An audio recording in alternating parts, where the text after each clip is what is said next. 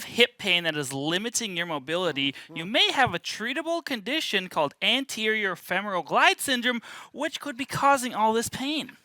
Anterior femoral glide, we'll call it AFG perhaps. Maybe. All right, in this video, we're going to explore the symptoms, the causes, as well as exercises that can alleviate this problem.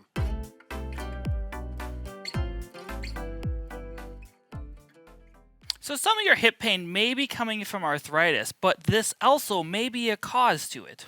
Right, so we're going to look at some common problems from anterior femoral glide symptoms. Anyways, here we go. Let's look at a healthy femur. We've got the ball of the femoral head in the socket where it's supposed to be. Things are working very well. Everything is displaced with a lot of surface area. When you get the anterior, watch this. See how it pops out and forward.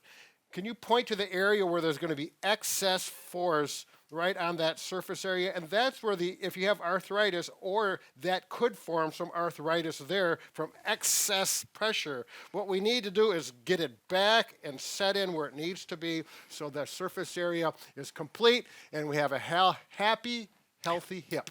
A lot of H's there, eh? So some of the symptoms of anterior glide syndrome include the following things. Right, you're going to feel possibly some tightness in the hip. It may radiate to the back, into the groin, some pinching symptoms. So they're very vague and it varies from person to person. Typically, you don't have symptoms going down towards the knee or into the calf area. Yeah, there's no tingling or numbness. That's normally a nerve issue. This feels different than that. You can also have some pain with hip flexion activity, but everyone may not have that. It gets pinching in there. You can also have some swelling around this area or hear a clicking sound when you're walking.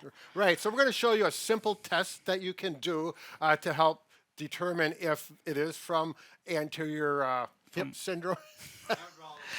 Anterior femoral glide syndrome. Anyways, let's get on with that.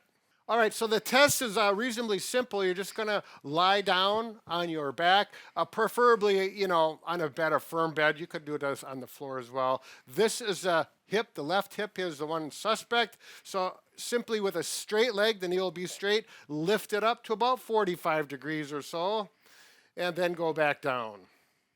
Now, if you experience any pain with that, that's a positive test. If it clicks, that's also positive. Now, what you'll want to do is do this leg a couple times and then do the leg that's not sore and compare right to left.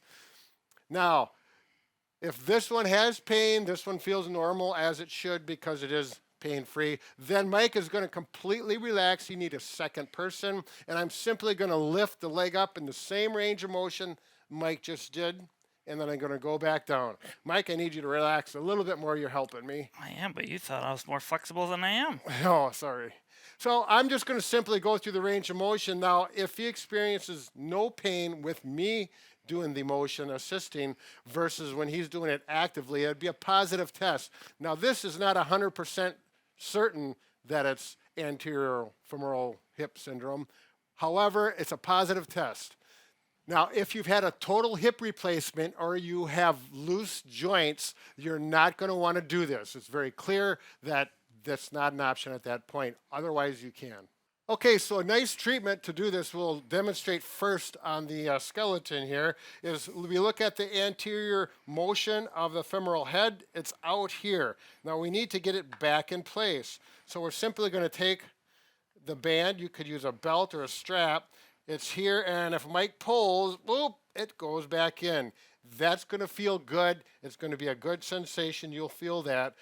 If it does create pain, particularly sharp pain, then you will not want to do this particular treatment. So you're going to grab a thicker band because depending upon how much muscle you have in your leg, this is a hard area to distract and get mobilization into. We should mention that this is our giveaway for today as well. So the loop bands, good. You want to win some loop bands, check out the description box below for signing up to win. So you're going to put this around the leg that bothers you. You're going to walk forward and make sure it's nice and taut. You don't want it to pull you back. And then you're going to slowly mobilize, and stretch forward like this. You want to go this direction, pulling your femoral head backwards back into the socket. If this feels okay, you can also try going at an angle to also help distract it. Do what feels best for you. You can do repetitions or time. This should not increase your pain. It should feel better if you have this problem. Right. And let me emphasize that if it feels good while you're doing it, that's the green light. Continue to do it, but probably not more than 10 repetitions. Take the band off and then walk around and see how it feels as a result of doing it. It should continue to feel good. You can do the test, retest. So we tested Mike lying down. He did the active leg raise. Let's do the post test, Mike. So after I did the banded mobilization, you're going to lay back down and retest. So if I had pain before with the straight leg raise and I don't now, that is a good sign that this stretches for you. If you still have pain, this may not be your problem. And the other thing you can look for is how high you bring your leg. So if you go up and there's no pain and you're able to go up higher, that's even more positive. You'll want to continue this exercise 2 or 3 times per day as long as it continues to give you these results. Okay, so you've done the treatment and we found that there's less pain and the test is done. So we're going to assume that femoral head did go back where it needs to go. The tests are the post-test is positive. Now what we need to do is strengthen the muscles in the back, basically the gluteus maximus, to hold and maintain that femoral head in the right position. We'll show you the exercise for that now. To strengthen the glutes, we're going to get in a on all fours position. We'll show you an alternative if you're unable to get on all fours. So you're going to lift the affected side or the weak side up towards the ceiling, and you're going to do little oscillating kicks like this. You don't want to do the full range of motion. Just pick a range in here and keep going. Bend your knee like this. If you want to isolate the glute max more, you can rotate your leg in like this, and you'll feel it more in the butt. If you're able to, you can try to reach back there to make sure your glutes are being activated. And as far as repetitions, you're going to do 20 to 30 reps or up to 30 seconds. If you're not able to because of simple fatigue, go as long as you can, and over a number of days you will strengthen and help get that femoral head right where it needs to go. I should mention you can also go on your forearms like this as well. Point. Brad, you want to show the alternative? Standing alternative, you'll go up to a bed or a countertop, anything about this height, so you can put your hands here or forearms, and you do the same thing. This is the hip I want to strengthen. Bend the knee at 90 degrees.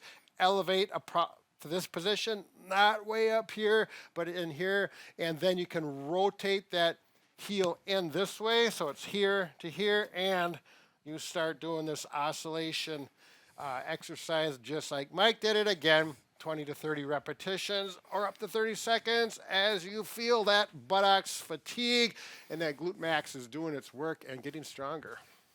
All right, let's conclude and we'll talk about the giveaway. Go sign up for it. It should be underneath the video. We've got a 4-loop system. Here we got red, yellow, black, and purple. I use these on a regular basis. I like them. They do come with 2 handles like this, and they come with a door anchor like this. It's a good deal.